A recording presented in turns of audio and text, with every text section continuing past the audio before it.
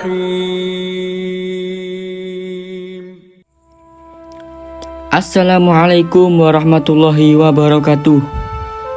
Hai sahabat Ahmad Aksan, kali ini kita akan membahas tentang dampak buruk hutang piutang dalam Islam beserta dalilnya. Hutang mempunyai arti memotong atau dengan kata lain memberikan harta yang dimiliki kepada orang lain untuk digunakan dengan benar dan nantinya akan dikembalikan kepada orang yang memberikan harta tersebut. Dalam kehidupan saat ini, hutang piutang sudah menjadi suatu hal yang biasa, bahkan dapat dikatakan telah menjadi lifestyle seseorang ketika dirinya tidak mempunyai uang. Sungguh sangat ironi, meskipun hukum piutang dalam Islam diperbolehkan dan bukan suatu perbuatan dosa, akan tetapi sebaiknya dihindari karena Nabi Muhammad melakukan hutang piutang pada saat dirinya benar-benar berada pada dalam kondisi darurat, dan Nabi Muhammad memberikan jaminan jika beliau tidak dapat membayar hutangnya. Oleh karena itu, jika akan berhutang boleh saja dilakukan jika Anda sedang berada pada kondisi darurat, bahkan dapat dikatakan jika Anda sedang berada dan pada kondisi hidup atau mati. Yang pertama ialah dampaknya, jenazahnya tidak akan disolati oleh tokoh-tokoh agama dan masyarakat. Bahaya hutang yang pertama yaitu ketika orang mempunyai hutang meninggal dunianya, maka jenazahnya tidak akan disolati oleh tokoh-tokoh agama. Dalam hadis riwayat Al-Bukhari menjelaskan bahwa Rasulullah tidak mau mensolati jenazah yang mempunyai hutang kemudian belum membayarnya dan tidak mempunyai harta peninggalan sepeser pun. Yang nomor 2, dosa selama hidup tidak akan diampuni hingga semua masalah hutang piutang selesai. Dosa-dosa selama hidup tidak dapat diampuni kecuali hingga orang tersebut menyelesaikan semua persoalan hutang piutangnya. Hadis riwayat Muslim, seorang bertanya kepada Rasulullah, bagaimana ketika ada seseorang terbunuh di jalan Allah, mati syahid, apakah dosanya akan terampuni? Lalu Rasulullah menjawab, dosanya akan terampuni apabila sabar, kemudian maju dan tidak melarikan diri ketika berperang, dan tidak akan terampuni bila seorang tersebut sedang mempunyai hutang. Yang nomor 3, ditahan masuk surga meskipun semasa hidupnya mempunyai banyak amalan. Menurut Sauban, Rasulullah bersabda, barang siapa yang meninggal dunia dalam keadaan terbebas dari 3 hal yaitu sombong, ghulul, dan terbebas dari hutang, niscaya dia akan masuk surga. Hadis riwayat Tirmizi. Sudah sangat jelas bahwa melakukan transaksi hutang piutang sangatlah berbahaya. Oleh karena itu, janganlah membiasakan diri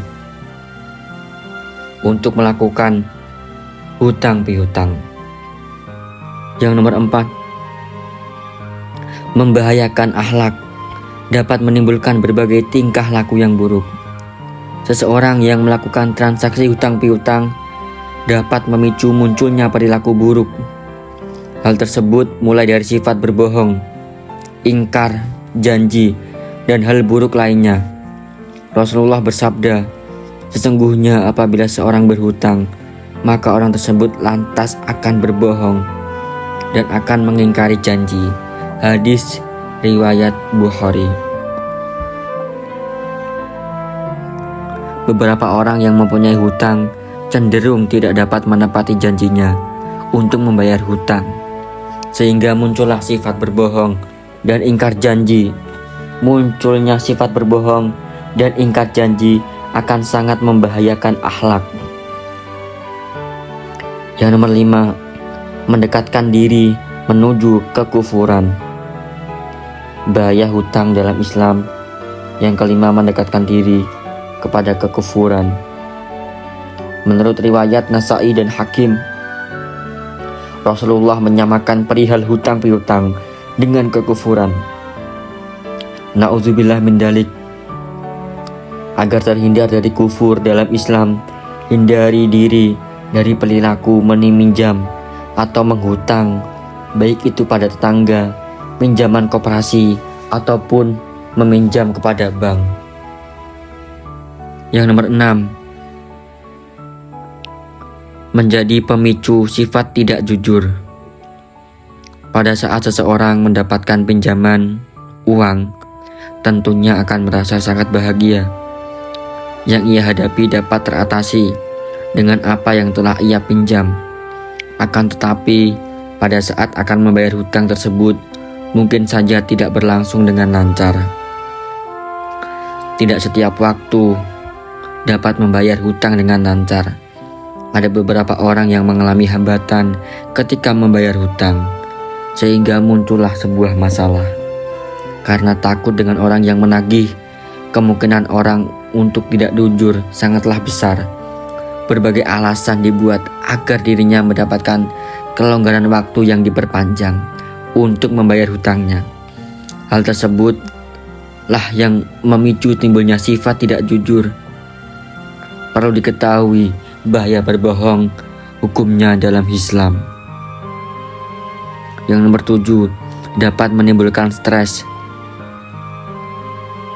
Stres dapat terjadi ketika seseorang mengalami tekanan yang berat dalam hidupnya. Dalam persoalan hutang, biasanya stres terjadi ketika dirinya tidak dapat membayar hutang. Bahkan ketika akan jatuh tempo, setiap malam susah untuk tidur, memikirkan bagaimana cara membayar hutang, dan sebagainya, hingga timbullah stres. Untuk itu, jika Anda mempunyai hutang dan kesulitan dalam membayarnya, berserahlah kepada Allah Subhanahu wa Ta'ala dan lakukan usaha yang terbaik agar semua dapat berjalan dengan lancar dan terhindar dari stres.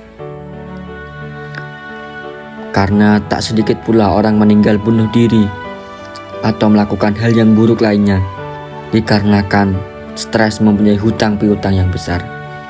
Semoga apa yang saya sampaikan menjadikan motivasi untuk teman-teman semua agar lebih waspada lagi, warok, berhati-hati dalam menjalankan sesuatu dan memikirkan akibatnya.